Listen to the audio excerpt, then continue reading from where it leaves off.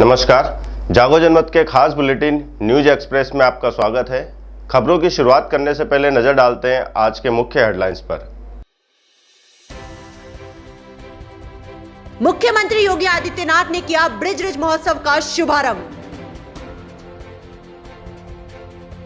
राजकुमार हत्याकांड मामले में हुआ खुलासा। भाजपा पार्षदों द्वारा किए गए विरोध प्रदर्शन के खिलाफ कांग्रेस ने दिया ज्ञापन। कोटा में शराबी पति ने जमकर की पत्नी से मारपीट। बोरखेड़ा नहर की दीवार टूटने से हो रहे हैं हादसे। गोपाष्टमी पर श्रद्धालुओं ने की गाय माता की पूजा अर्चना। गोवर्धन गौड़ीय मठ से नंदगांव पहुंची यात्री बस और ट्रक में हुई जोरदार भिड़ंत। भारत सरकार की आवास योजना से जरूरतमंदों को किया लाभार्थी। अब देखते हैं खबरें विस्तार से।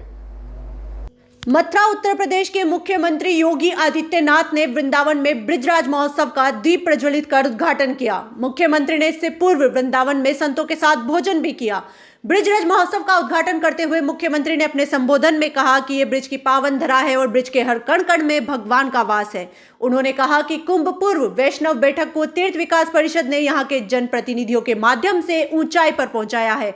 यदि जनप्रतिनिधियों का सहयोग नहीं होता तो ये ऊंचाइयों पर कदापि नहीं पहुंच पाता। उन्होंने कहा कि आज यहाँ ब्रिजराज महोत्सव का शुभारंभ किया गया है एवं ये कार्यक्रम 9 दिन तक चलेगा। भारत सरकार द्वारा यहाँ पर हुनर हाट भी लगाई गई है। इसके माध्यम से शिल्पी हस्तशिल्पी अपनी कला का प्रदर्शन करेंगे। आगे उन्होंने कहा कि प्रधानमंत्री मोदी जी ने कोरोना संक्रमण काल में देश को एक मंच दिया है। ब्रिज क्षेत्र के विकास में प्रदेश एवं केंद्र सरकार पूरी तरह से संकल्पित है। यहाँ के विकास में कोई कसर नहीं छोड़ी जाएगी। आगे मथुरा की सांसद हेमा मालिनी की तारीफ करते हुए उन्होंने कहा कि हेमा जी के सहयोग से ही यहाँ पर ब्रिज महोत्सव का आयोजन किया जा सका है। कला किसी जाति या धर्म की मोहताज नहीं होती है। उन्होंने कहा कि प्रधानमंत्री मोदी जी ने कोरोना संक्रमण काल में कुछ मंत्र दिए हैं। उन्होंने एक एक व्यक्ति के जीवन और जीविका को बचाया है। आत्मनिर्भर भारत की कल्पना को साकार का जिक्र करते हुए उन्होंने कहा कि ये हुनर हाट उसी का माध्यम है। इससे पूर्व मुख्यमंत्री ने मुरारी बापू के शिष्य का एक भजन सुना और इस भजन को सुनकर पांडाल में लोग झूम उठे। इसके बाद मुख्यमंत्री योगी आदित्यनाथ ने श्री कृष्ण जन्मस्थान पहुंचकर वहां पूजा व दर्शन किए। सांसद महोदया हेमा मालिनी जी पधार चुकी हैं, उनका भी हम हृदय से स्वागत करते हैं। भगवान कृष्ण की पुण्य भूमि पर संस्कारों परंपराओं से जो सुवासित है, दीप प्रज्वलन से आज के कार्यक्रम का शुभारंभ कर रहे हैं। हमारे लिए बहुत ही उल्लास से भरा हुआ माहौल। बहुत बहुत स्वागत है माननीय आपका। और अब जनाब मुख्तार अब्बास नकवी जी का स्वागत करेंगे। श्री लक्ष्मी नारायण चौधरी जी, आपसे निवेदन है कृपया जनाब मुख्तार अब्बास नकवी साहब, माननीय मंत्री अल्पसंख्यक कार्य मंत्रालय, भारत सरकार, उपनेता राज्यसभा, उच्च सदन। राधे रानी की, यमुना मैया की, यमुना मैया की, गौ माता की, गौ माता की, भारत माता की, भारत माता की। ब्रिज क्षेत्र का एक एक रज हम सबके लिए बहुत ही पावन है, पवित्र है और पूज्य संतों के सानिध्य में हम सबको यहाँ पर वृंदावन बिहारी लाल और राधे रानी की कृपा से, यमुना मैया की कृपा हम सब पर सदैव बनी रहती है। हम कितने सौभाग्यशाली हैं कि 2021 के प्रारंभ में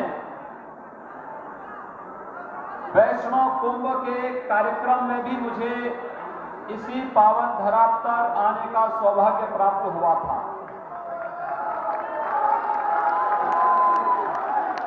वैष्णव कुंभ सफलता की उन नई ऊंचाइयों तक नहीं पहुंच पाता अगर पूज्य संतों का आशीर्वाद करते हुए हमारे मंत्री और जनप्रतिनिधि अगर अपना सहयोग, और भी कठिन परीक्षा की घड़ी थी।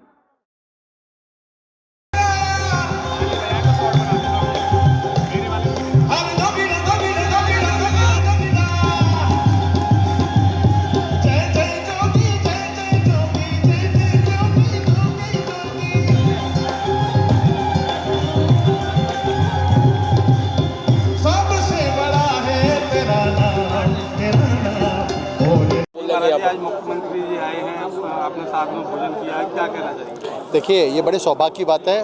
उत्तर प्रदेश में पहली बार ऐसा लगा है कि एक ऐसा मुख्यमंत्री जो सब कुछ लेके चल रहे हैं। पहली बार वृंदावन में किसी मुख्यमंत्री ने सारे संतों के साथ, सारे ब्रजवासियों के साथ, सारे भागवताचार्यों के साथ में बैठ के आज प्रसाद पाया है। ये बड़ी सौभाग्य की बात है। हमें लगता है कि उत्तर प्रदेश एक उत्तम प्रदेश होने वाला है और मैं सभी से अपील करना चाहता हूँ और उनसे विनती करना चाहता हूँ कि ये मौका कोई भी नहीं जाने दे। प्रदेश में फिर से योगी सरकार आनी चाहिए तो हमारा राम मंदिर और कृष्ण भूमि और हमारा काशी ये सारे मुक्त हो जाएंगे, बन जाएंगे, भव्य मंदिर बनेंगे। इसलिए बार बार सबसे अपील है कि इस पर विचार करें, पुनः विचार करें, कोई चूक ना आ जाए। ये बड़ा समय सोचने का। मंत्री जी आए, आज भोजन किया, क्या कहना चाहिए? हम तो ये कहेंगे ये अभूतपूर्व कार्यक्रम है।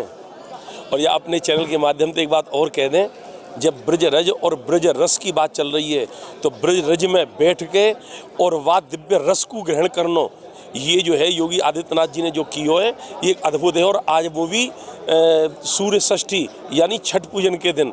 और अच्छी बात है, ये परंपरा है। पहले जो है हम सुनते, आपके चैनल के माध्यम से ही देखते, एक वर्ग विशेष की पार्टी होती, लेकिन यहाँ तो संतन को प्रीति भोज भयो है। या लिए हम यहाँ पे सुखद अनुभव कर रहे हैं और बिहारी जी से प्रार्थना करें कि श्री योगी आदित्यनाथ जी स्वस्थ जीवी, दीर्घ जीवी रहते भय उत्तर प्रदेश और देश को विकास करने में अपना योगदान दें। यही राधा रानी से हमारी प्रार्थना है। जो मुख्यमंत्री जी ने आपके साथ में भोजन किया, उस दौरान आपकी क्या चर्चा हुई मुख्यमंत्री जी से? मैं कहा पर तो बसंत उत्सव होनी चाहिए। गेट पे लिया बसंत उत्सव का प्रोग्राम होना चाहिए साल में एक बार। ब्रजवासियों का साथ सहयोग करेंगे, उन्हें आप लोगों का सहयोग हो तो होगा। और यहीं से चुनाव लड़े, वैसे आपकी इच्छा जो हो, लेकिन ब्रजवासियों की इच्छा है यहीं से चुनाव लड़े। और कुंभ मेला का जो ज़मीन घेर लिया है उस पर ध्यान दिया जाए। वो माफिया बहुत हैं, साधु संतों कुंजों को दखल कर रहे हैं। वो माफिया लोग उसी मुक्ति हो, राष्ट्रीय और बेनामार नहीं हो जी, मुद्दा से लड़ने के लिए। तो उन्होंने क्या जवाब दिया, उन्होंने क्या आश्वासन दिया? मुस्कुराने लगे, मुस्कुराते हुए बसंत उत्सव के लिए हाँ भर रहे हैं। अब देखिए क्या करते हैं। ठीक। कोटा महावीर नगर इलाके के केशवपुरा से लापता छात्र राजकुमार शर्मा की हत्या का मामला सामने आया था। इस मामले में पुलिस ने आज खुलासा करते हुए बताया है कि रुपए उधार देने के मामले में ही आरोपी मृतक से तकाजा कर रहे थे, लेकिन वो लौटा नहीं रहा था। इसी संबंध में उसकी हत्या उन दोनों ने कर दी। इसमें राजकुमार शर्मा ने 1000 रुपए कुछ महीने पहले ही राहुल कंडारा से लिए थे, जो कि वो वापस नहीं कर रहा था।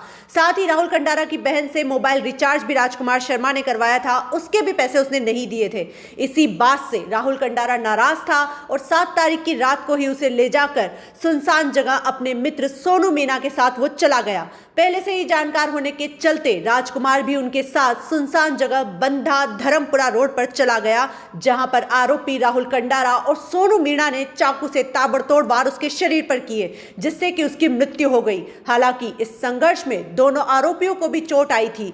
आरोपी राजकुमार को मरा हुआ समझकर मौके पर ही छोड़कर चले गए, जिसके बाद ये दोनों वापस घर पर आए और अपनी चोटों पर मरहम लगा लिया और सामान्य रहने लगे। जब 9 नवंबर को राजकुमार का शव अनंतपुरा थाना पुलिस को मिला तो दोनों आरोपी फरार हो गए। आरोपियों ने मृतक का एक वीडियो भी बनाया था, जिसके जरिए वो शहर में दहशत फैलाना चाहते थे। पुलिस का कहना है कि आरोपी लाखेड़ी, सवाई माधोपुर, डग, झालावाड़ सहित कई जगहों पर भागते रहे और पुलिस इनके पड़ताल में लगातार दबिश दे रही थी। आखिरकार इन दोनों को मध्य प्रदेश बॉर्डर से गिरफ्तार कर लिया गया है।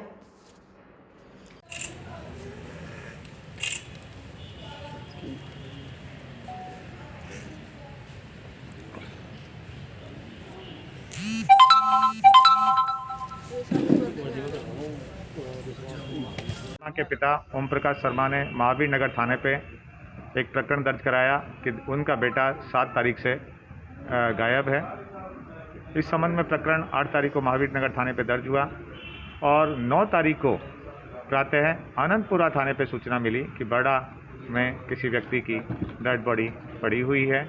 इस पर सभी अधिकारियों ने घटनास्थल का निरीक्षण किया और वहां यह आइडेंटिफाई हुआ कि जिसकी 8 तारीख को 363 का प्रकरण दर्ज हुआ है, यह बालक राजकुमार शर्मा उर्फ राज है।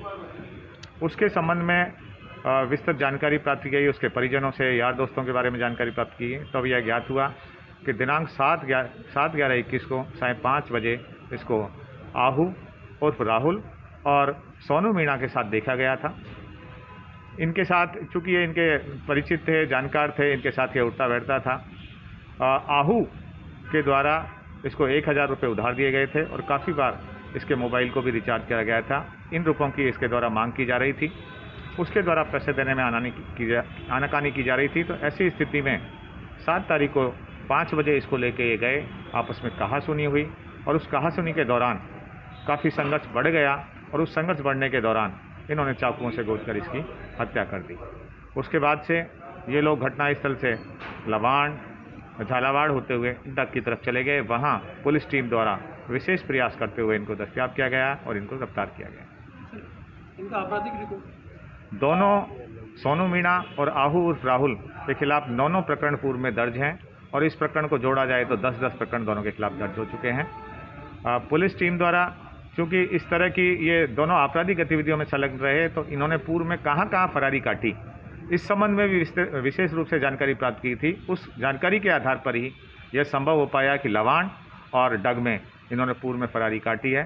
तो डग से हमें इनको गिरफ्तार करने में, दस्तयाब करने में सफलता प्राप्त हुई। सर, वीडियो बनाने के पीछे क्या मकसद था?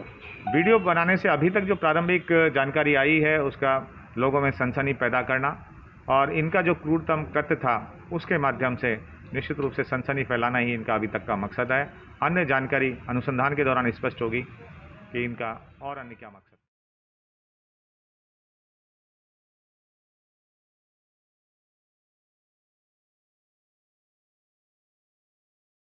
अखिल राजस्थान राजीव गांधी पैरा टीचर शिक्षा कर्मी मदरसा पैरा टीचर संयुक्त संघर्ष समिति द्वारा नियमितीकरण की मांग को लेकर किए जा रहे महा आंदोलन की कड़ी में राजस्थान प्रदेश के हर विधानसभा क्षेत्र में विधायकों मंत्रियों के आवास के बाहर चल रहा अनिश्चितकालीन धरना। संयुक्त मोर्चा के आह्वान पर कोटा जिले के यूडीएच मंत्री श्री शांति धारीवाल जी के आवास पर भी दिया जा रहा है धरना, जिसमें जिले के कई पैरा टीचर शामिल हुए और नारेबाजी कर सरकार के समक्ष अपना रोष प्रकट किया। इसी तरह से 12 में मंत्री प्रमोद जैन भाया के सरकारी निवास के बाहर भी धरना प्रदर्शन कर कई प्रदर्शनकारियों ने आक्रोश जताया। मंत्री जी बना थे, वहाँ बहन बेटियां कितनी बेटी हैं,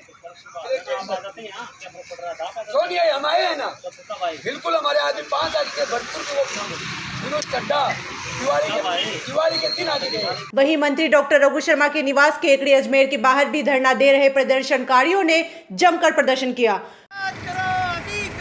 हमको परमानेंट करो, दिल्ली हो या राजस्थान, वेतन भत्ता एक समान। कोटा जिले के स्टेशन ब्लॉक अध्यक्ष परवेज खान ने बताया कि विगत 1 माह से शहीद स्मारक जयपुर में अनिश्चितकालीन धरना चल रहा है, जिसमें शमशेर गांधी 23 दिन से अनशन पर बैठे हुए हैं। 1 नवंबर से 6 नवंबर तक संयुक्त मोर्चा पैरा टीचर केडर ने महापड़ाव भी किया था, मगर सरकार के नकारात्मक रुख से नियमितीकरण पर सहमति नहीं बन पाई। वहीं पैरा टीचर ने अब नई रणनीति के तहत दिल्ली यात्रा के साथ साथ यूपी में प्रियंका गांधी की सभाओं में महापड़ाव की कूच का ऐलान किया है। आज मंत्री धारीवाल जी के आवास पर धरने में शरीफ खान, अब्दुल रशीद, दीपक सोनी, शादाब मिर्जा, जीनत, कनीज, फातिमा, शाहीन, सलीम, इश्तियाक और अन्य साथी शामिल हुए। आज पवन मीणा उप महापौर नगर निगम कोटा दक्षिण के कार्यालय में सभी कांग्रेस के पार्षद उपस्थित हुए तथा पार्षदों द्वारा बताया गया कि दिनांक 10/11/2021 को भाजपा पार्षदों के द्वारा बोर्ड के 1 वर्ष पूर्ण होने पर अपनाया गया विरोध प्रदर्शन के संबंध में उप महापौर पवन मीणा से चर्चा की गई। भाजपा पार्षदों द्वारा सोशल मीडिया के माध्यम एवं अखबारों के माध्यम से जो खबर छपी है, पशुओं के गले में लटकाए महापौर व आयुक्त के पदनाम की तख्ती, इस संबंध में सभी पार्षदों ने आज इस खबर का खंडन किया एवं माननीय स्वायत्त शासन एवं नगरीय विकास मंत्री श्री शांति धारीवाल साहब राजस्थान सरकार को आयुक्त महोदय कीर्ति राठौड़ नगर निगम कोटा दक्षिण के माध्यम से संबंधित पार्षदों के खिलाफ अनुशासनात्मक कार्रवाई करने के लिए ज्ञापन प्रस्तुत किया गया। सभी पार्षदों ने इस प्रकार के किए गए विरोध को बहुत ही गलत बताया। इस विरोध प्रदर्शन में कांग्रेस के नगर निगम कोटा दक्षिण के पार्षद कपिल शर्मा, साहिब हुसैन, कमलकांत शर्मा, देवेश तिवारी, इसरार अहमद, योगेंद्र शर्मा, सुमन पेशवानी, शाहीना घोसी, संजय विश्वास, पिंकी प्रजापति, कमल मीणा, प्रमिला वर्मा, मोनिका विजय, सोनू अब्बासी, दीपक कुमार, कुलदीप गौतम, अंशु श्रृंगी, गफ्फार अंसारी, शमा मिर्जा, मनोज जैन, जियाउद्दीन, राजू, बबलू कसाना, योगेंद्र राजावत भी उपस्थित रहे। हमारे दिलों में भी घृणा आएगी। देखिए, हम आपके पक्ष में आए, हमारे महापौर जी की बेइज्जती, हमारी बेइज्जती, आपकी बेइज्जती, हमारी बेइज्जती। मैडम दिक्कत क्या है? महापौर आयुक्त ये कोई एक व्यक्ति नहीं है, गरिमा है मैडम। अगर इनकी गरिमाओं के साथ अगर इस तरीके से खिलवाड़ होगा तो फिर मैडम दूसरे लोगों को मौका मिलेगा आगे, और आगे भी तो ऐसा ही करेंगे और करेंगे लोग। अगर आज वोट ये लोग करेंगे, वोट रह चुके और हर जगह विरोध हुआ है, हर जगह हर समय पे हुआ है, लेकिन इस तरह का विरोध कभी इसके पहले भी जो महापौर थे उनके द्वारा कोई वार्ड में काम नहीं हुआ। वार्ड पार्षद जो हमारे यहाँ का है, लेकिन कभी भी हमने विरोध नहीं जताया इस तरह। एक मर्यादा होती है, विपक्ष की एक मर्यादा है, अपना लोकतांत्रिक तरीके से। हमारा ये मानना है कि अगर दी कम से कम ये तो हो कि उनको एहसास तो हो कि भाई यहाँ गलती पूरी तरह से एक मुकदमा तो दर्ज करा ही सकते हैं मैडम, होना चाहिए। रिक्वेस्ट है आपसे। महापौर ये आप लड़ाई नहीं लड़ रहे, हम तो व्यवस्था की लड़ाई लड़ रहे हैं, बस इतना सा है। एक बार उन्हें इनको यहाँ बुलाकर माफी भी मंगाई है। वो आपका एक अलग लोग है, आप क्या करते हैं, लेकिन जिस इस पे जो थोड़ा सा कार्रवाई हो तो ठीक रहेगा। ठीक है। शराबी पति ने जमकर की पत्नी के साथ मारपीट। शराब के नशे में एक युवक ने अपनी ही पत्नी की लाठियों से जमकर मारपीट की। गंभीर घायल अवस्था में महिला दिलकुश को पास के अस्पताल ले जाया गया, जहां से कोटा के एमबीएस अस्पताल में उसे रेफर कर दिया गया। जानकारी के अनुसार बारा के भोजियाहेड़ी गांव निवासी एक युवक ने अपनी पत्नी को शराब के नशे में जमकर पीटा। लाठियों से मारपीट करने से घायल हुई महिला दिलकुश को पास के अस्पताल में ले जाया गया, जहां से हालत गंभीर होने पर एमबीएस अस्पताल में रेफर कर दिया गया। घायल महिला का अस्पताल में इलाज जारी है। वहीं मांगरोल थाना पुलिस पूरे मामले की जांच कर रही है। आपका बेटा आपकी बहू को मारता है, बोलो ना। खीना पॉइज बंदवारिया में तो आए दिन मारपीट करता है वो, तो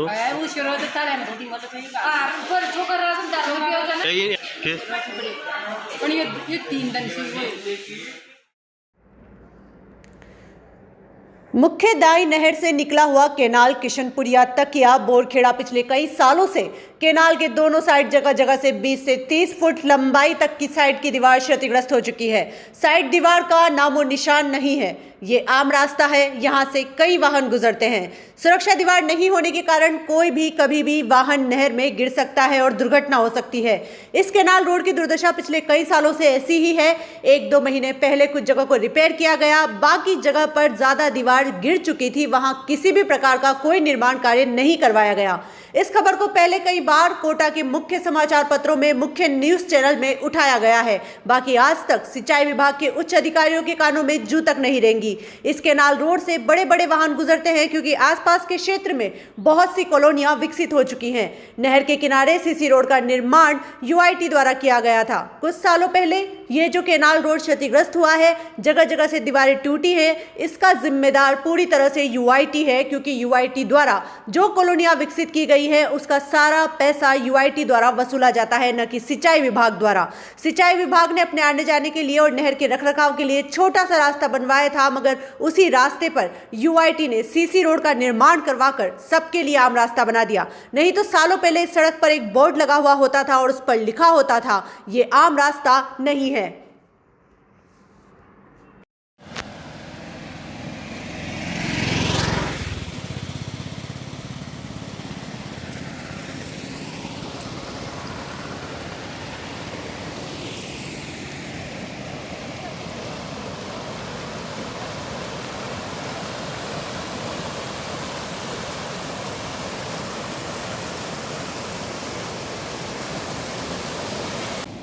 ये 1.5 साल भर से बंद पड़ी हुई है। इसमें कई बार है ना एक्सीडेंट भी हो गए और गिर गए इसमें, है ना। और साल भर से कुछ नहीं किया और अभी काम करके 1 महीना काम करके थोड़ा बहुत काम करके चले गए।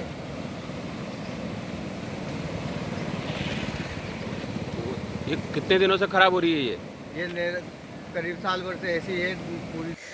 केशवरायपाटन में गोपाष्टमी के अवसर पर श्रद्धालु जनों ने राज राजेश्वर मंदिर परिसर स्थित श्री हरि गौशाला में पूजा अर्चना की तथा कई धार्मिक अनुष्ठान किए।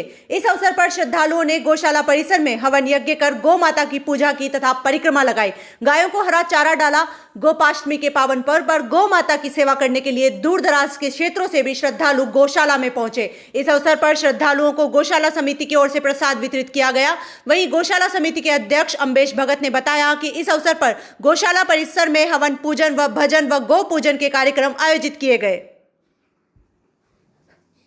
गोवर्धन गोड़िये मठ से नंदगांव पहुंची यात्री बस एवं ट्रक में जोरदार भिड़ंत। गोवर्धन से गोड़िये मठ से यात्रियों को लेकर एक यात्री बस नंदगांव के लिए पहुंची थी और चरण पहाड़ी कामा जा रही थी। तभी अचानक कामा की तरफ से आ रहे एक तेज गति के ट्रक ने बस में टक्कर मार दी, जिससे बस खाई में चली गई। ट्रक की टक्कर इतनी भयानक थी कि आसपास के क्षेत्रीय लोग आवाज सुनकर मौके पर पहुंचे। प्रत्यक्षदर्शियों का कहना है कि बस बैक हो रही थी और खड़ी हुई बस में ट्रक ने टक्कर मारी है। बस ड्राइवर की हालत गंभीर है, जबकि ट्रक का ड्राइवर मौके से फरार है। अभी तक हादसे में किसी भी प्रकार की जनहानि नहीं हुई है। बस में मौजूद यात्रियों को छोटी मोटी चोटें आई है। एक यात्री के चोट के कारण दांत टूटे हैं। गोवर्धन से यात्रा आई थी और ये तुम्हारा यहाँ के लिए नंदगांव के लिए, और ये ट्रक ने टक्कर मारी बस में और बस यहाँ से बैक होकर वो पहुंची वहाँ खाई में जाके गिरी है। ड्राइवर भी गंभीर रूप से घायल हो गया है और इस कारण से यात्रियों के पहुंच नहीं आई है। पर अभी इसी टाइम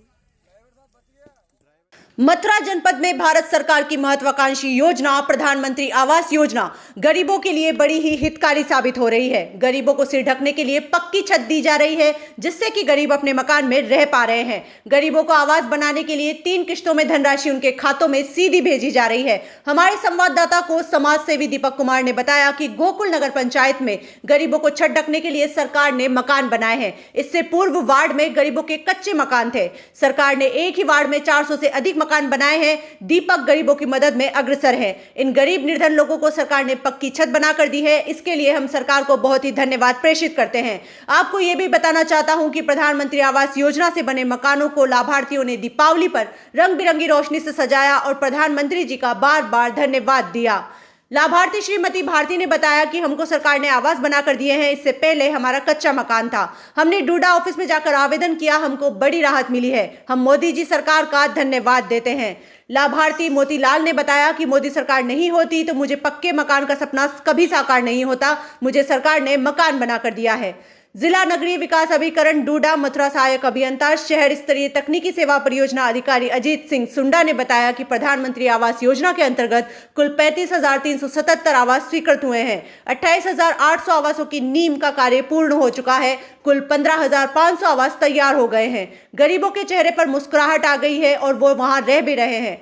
जिला नगरीय विकास अभिकरण डूडा के अधिकारी रमेश कौशिक ने बताया कि प्रधानमंत्री आवास योजना के लाभ लेने वाले लाभार्थियों से अपील है कि कार्यालय के अंदर व मुख्य गेट पर दलालों का प्रवेश वर्जित है। उन्होंने निर्धन गरीब लोगों से अपील की कि दलालों के झांसों में ना पड़े। कार्यालय के समस्त अधिकारियों के नाम मोबाइल नंबर अंकित हैं। पात्र व्यक्ति सीधा संवाद करें। ये योजना केंद्र राज्य सरकार से गरीब लाभार्थी को आवास की सुविधा मिल रही है।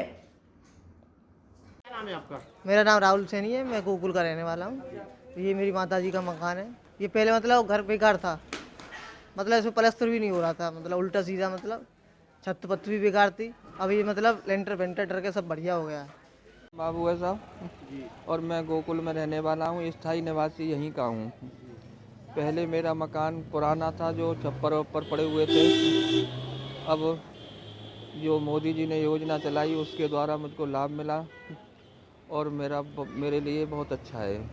प्रधानमंत्री जी को धन्यवाद देना चाहता हूँ। प्रधानमंत्री जी को धन्यवाद। जागो जनमत से जुड़े रहने के लिए हमारे YouTube चैनल और Facebook पेज को लाइक करना ना भूलें। धन्यवाद।